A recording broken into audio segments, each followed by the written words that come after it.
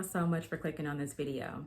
If you're new here, my name is Kela Trishaan and I make videos on lifestyle, womanhood, and mental health. And if you are returning, thank you so much for coming back and thank you for your support. Okay, so I am back to my story times. I took a little slight break last week just to do a what I eat in a day video. So if you haven't caught that, I will link it somewhere over here.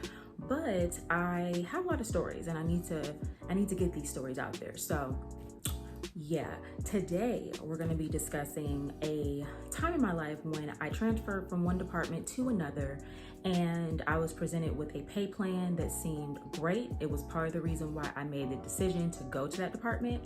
And let's just say that when I got over there and got through my probationary period, the pay plan changed. So if you were interested to see how I got swindled, stay tuned. Okay, so a little bit of a backstory. Now, if you've seen any of my story times, then you know that I used to work for the rental car industry. And from there, I ended up going to car sales. So it was the same company, I just worked for two different departments. Now, when I was there in rental, I was an assistant manager. So part of my job was to run the branch while the manager was gone, and that was most of the time. I drove sales. I made sure that my employees were selling the insurance, selling add-ons, all that good stuff. But basically my job was to drive revenue and make us money. That position was extremely stressful. It was long hours. It was a lot of customer abuse. And I'm saying abuse because that's exactly what it was. And we were pretty much like made to take it because that was part of our paycheck. You know, just it was part of my paycheck. So about a year and a half into that position, I was getting burnt out. And I'm not gonna lie, I was young, so it's not like I had a family or anything depending on me, but I was still pretty new in my career. And part of the reason why I stuck with this job was because I thought it was a great stepping stone to my career. So I got approached by the car sales department. Typically, once you become an assistant manager, sometimes that department will start to scout assistant managers that may be burnt out, maybe looking to leave the company. They will kind of scout you out to see if you're interested in kind of taking on a different role in sales. So the group manager, I believe that's what he was, group manager, came to talk to me, just pretty much said that he was impressed with my stats as far as what I was doing in my rental car branch, and he thought that I would be a great fit for the new team he was building over in car sales.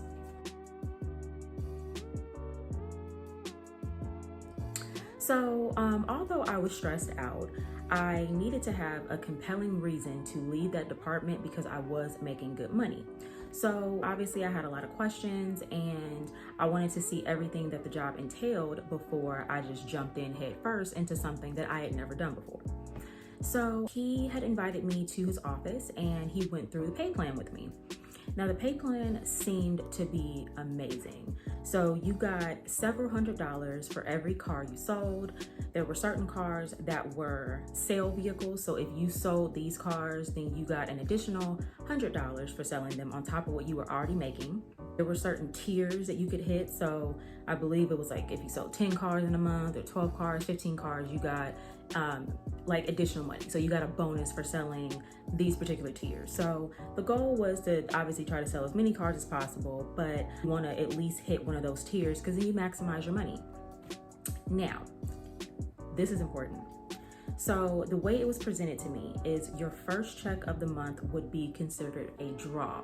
So what this was just a set amount that you were going to get paid no matter how many hours that you worked. It was just basically a set amount. So it's almost like a salary that you were getting just so you would have a check for that particular time.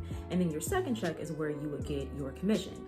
So just to make numbers easy, like let's say your first check of the month after taxes is like $1,000. But then your second check that you get could be, you know, $2,000 or it could be $10,000 depending on how many cars you sold and if you hit any of these thresholds.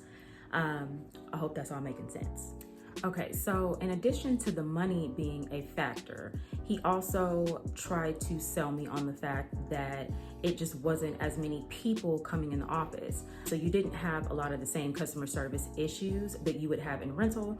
Customer service is pretty much like the main focus in rental, but in car sales, I mean, obviously you're trying to bring people there to sell them a car. So your customer service is going to be a little bit different, but it's not as fast paced as rental was. So that was another one of the selling points. So they have you go and shadow the branches so you can just kind of see what a typical day is. And anybody that had worked in the rental industry, it looked like a cakewalk, because in rental, a lot of times you would be popping all day, like all day. So after he went over the pay with me and kind of sold me on that instance, I was pretty much like, okay, well, where do I sign up? So as time went on, I did end up interviewing with the manager that I was going to be, ultimately I was going to be on her team, and a couple of red flags came up. So the first red flag was so the rental car branch that I worked at was down the street from my house. And if I wanted to walk, I could have. So the car sales location was a little bit further, not that big of a deal, like maybe a city over, but it wouldn't have been that long of a commute. So where they were putting me was about 20 miles or so from my home. Now I live in Southern California, and 20 miles may not sound like a huge number, but it's a long commute in Southern California if you know anything about the traffic. So that concerned me because the hours are long. So you're there basically from, let's say, about like 8:45, 9 o'clock till 7 p.m. or whenever your last customer leaves. And that could go into the wee hours of the night. It just depends. So that was concerning for me. And then I wanted to make sure that the training was adequate because I had never sold cars before. I had never really worked a position that was primarily commission based. And so I wanted to make sure that I was going to be trained properly and that I was going to get everything I needed. So once my probationary period was over, I could hit the ground running. So after I had been offered the position, I asked to speak to the group manager because I wanted to clarify these questions. So I'll never forget, it was my mom's birthday, and we were out to dinner for her, and I ended up getting a call from him during that time. So I stepped out, took the call. He's like, "Hey, just wanted to give you a call back. I understand you had a couple of questions that you wanted to get answered before actually, officially accepting the position." and I was just like, yeah, I was kind of concerned about the commute, wanted to just confirm that we don't have anything closer for me that I could, take instead. And I also wanted to just kind of go through the training process with you one more time. So he says to me, "You're really thinking about not taking this job because of the commute? You're gonna have a company car. What difference does it make? You don't have to worry about putting miles on your car. And you're talking about leaving major money on the table because you're worried about a few extra miles." First off, it was not just a few extra miles. It was a lot of extra miles. I'm telling you, I could walk from my home to the current branch I was at. So this was like a big commitment.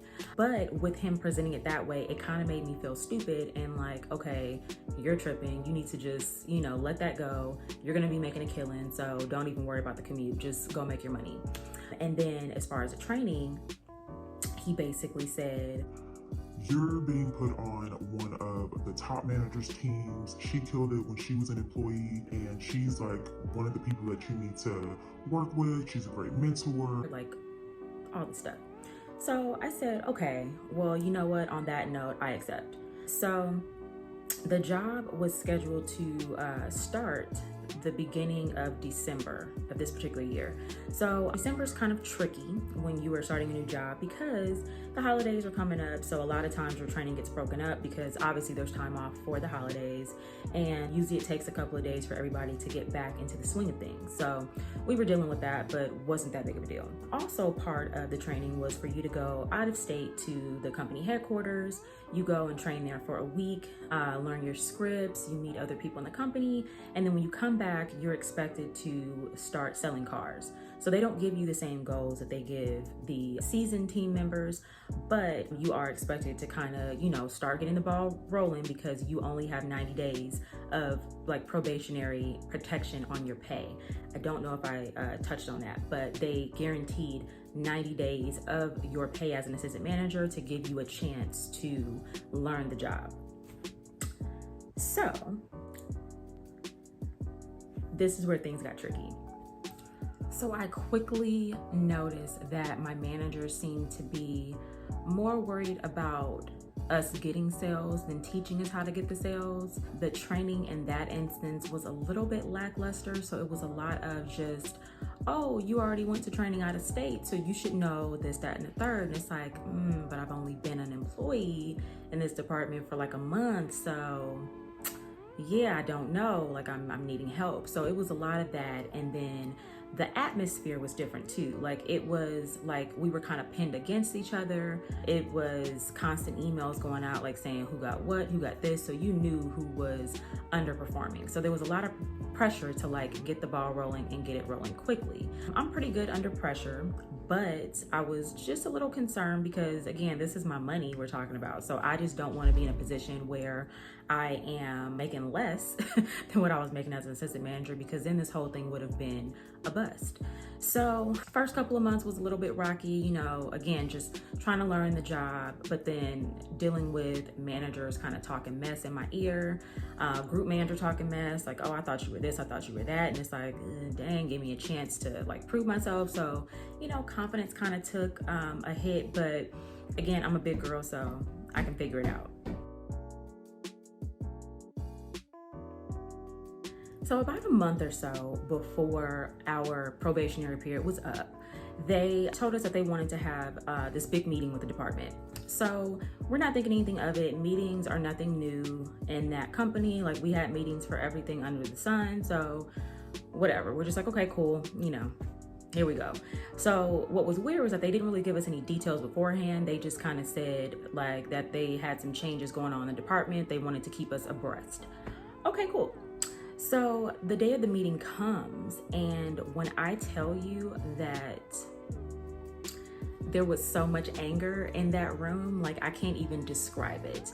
So let me just get to the point. Basically what they did was they changed the whole pay plan around. So this not only affected the new people who were just coming off probation, this affected the veterans, the people that had been there for, you know, several months, several years, whatever. So instead of us getting paid several $100s a car, they dropped that down to about $100 a vehicle. They changed us from getting that draw to minimum wage. And at the time, minimum wage was $8, I believe.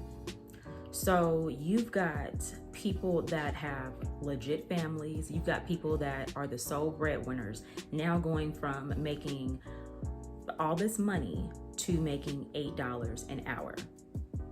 So the way they tried to spin it was, if you're selling cars, you're not going to have a problem. They told us that, you know, there was still going to be incentives for hitting certain thresholds, but obviously, you know, with the dollar amount per car going down, it now made it that much harder to meet these goals.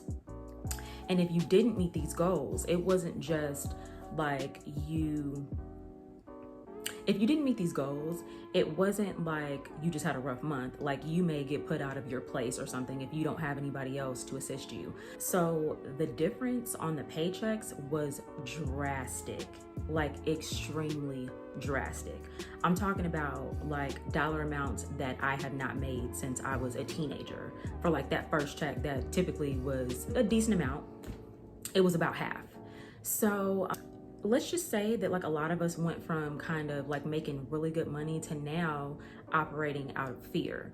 And what I didn't like about it, and the people that I started with, is that they basically knew that this pay change was coming, but they brought us over under false pretenses. So we didn't even have an opportunity to work for those dollar amounts that they had promised us when we first got to the department. We didn't work under that at all because we were still getting our guaranteed money. So when it was all said and done, that after that 90 days was up, we were working off of this new pay plan. So I'm not gonna speak for everybody else, but I'm gonna speak for myself. It was devastating. The good thing was I was pretty good with money, so I did have a little bit of savings, but I started to go through that because like at this point, I'm stressed out every single day, and it's like I'm getting my checks. I am sick to my stomach. Like I cannot believe that I got to this point. And I was bitter about it. Like I was really bitter. Things got so bad that I actually had to tag my parents in to bail me out of some situations that I would have never had to have them bail me out of before. So let's just say that the impact from that was they hired about 30 something people. I want to say about 32 or 33 people they hired during the time when they brought me on. Out of those like 32, 33 people, 29 people left, including some of the veterans, because everybody was just so pissed about the pay plan. Like, how could you do that? And the way they explained it was, it was just very insensitive. They explained it like, if you're doing what you need to be doing, then, you know, you shouldn't have a problem with selling cars. Now, one thing I can say is that there were seasons in car sales where you may not sell as many as you would on like another month. This was just something that always happened. So that's one of the things with sales. Like they expect you to produce no matter what is going on in the world. And you know, when your back is against the wall, you are almost put in a position where you have to do things that you wouldn't normally do to meet these sales. So I was kind of put in a position where it's like I wasn't gonna fold, but I was folding. Like I felt super taken advantage of. I felt betrayed. Like it was something that I had never felt before with a company. And that right there just kind of like, it was like a switch went off. And so now I just stopped trusting these companies.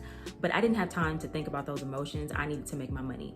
So I did eventually get the hang of things. I eventually started making the money that I needed to, but I was paying for it. I was sleep deprived. I was coming into the office sometimes on my days off to, you know, make sales, because if somebody else sold like a car on your behalf, you had to split it. So I'm like, nah, it's cool. I'll just come in on my day off. I was working some holidays. The branches were open holidays, so it's not like we had it off, but I was working some holidays, and yeah, it was just a lot. So I pretty much got to a point where I'm like, dang, I could have just stayed in rental for this type of stress. It was like, it wasn't the same stress, it was a different type of stress. So like where I thought that I had it bad before, I had it real bad in this department. So that was like the major thing that happened with the pay plan. Obviously there were other things that had happened, and just so many situations happened in that instance or in that job that just made me think like, you know, if something is too good to be true, or seems like it's too good to be true, if something just doesn't sit well with you from the beginning, like listen to that thought and just go with it. So basically, like in closing with that, I was there for, I would say about a year longer, because it did take me time to find another position that made sense. But in that time, I was able to, you know, hit these sales goals and do what I needed to do. Problem though with this situation is that I completely lost trust. And I'm the type of person, like when you do something like that to me, I have a hard time letting it go. So I just kind of choose how I deal with you moving forward. And in that position, it was like, okay, I just need to get out of here. Like, I don't even want to go to another department, because I don't want to work for a company that would do that to their employees and think that it's okay. So yeah, that was pretty much how I got screwed by a company that I thought had my back. So if you enjoyed this story, please give me a thumbs up. I'm trying to grow this channel, as I always say, and the thumbs up really help. Also, if you got this far and have not subscribed, go on ahead and click that subscribe button below and turn on your notification bell so you don't miss any of my future uploads. With that being said, you guys have an amazing day, and I'll see you next time. Past, I'm in the future. You mad, they don't salute you. I need a bag, size is super. They turned your back.